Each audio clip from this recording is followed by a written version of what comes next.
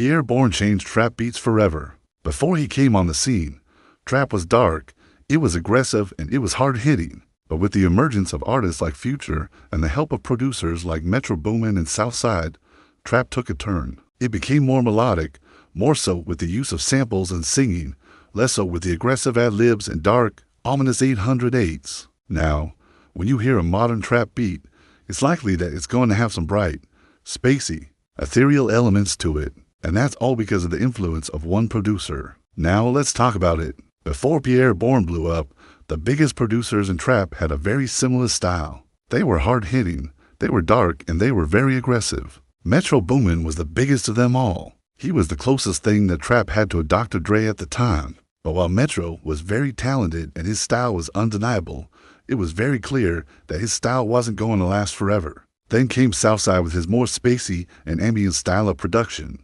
Tracks like X and Slay were massive, and they showed that there was room for a more melodic style of trap music. Soon after, Pierre Bourne would emerge with his own style of spacey, atmospheric and ethereal trap beats. His style was a perfect marriage of melody and aggression. Songs like No Heart and Magnolia were different but still hard-hitting. They had beautiful, haunting melodies, but they still retained the 808s and the hi-hats that made trap, trap.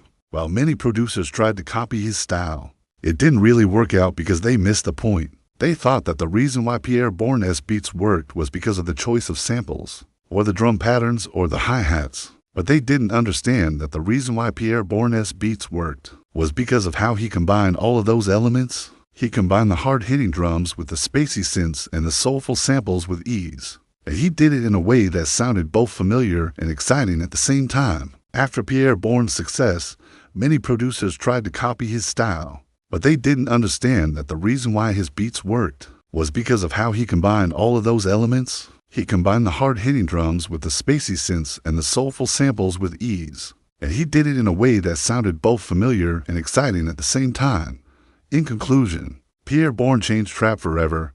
He ushered in a new era of trap music that was more melodic and more emotional. He showed that trap didn't have to be dark and gritty all the time, and that it could be bright and beautiful too. And in doing so, he created a sound that is now the blueprint for modern trap music. Now that you know how he changed trap, it's time to change your profile picture because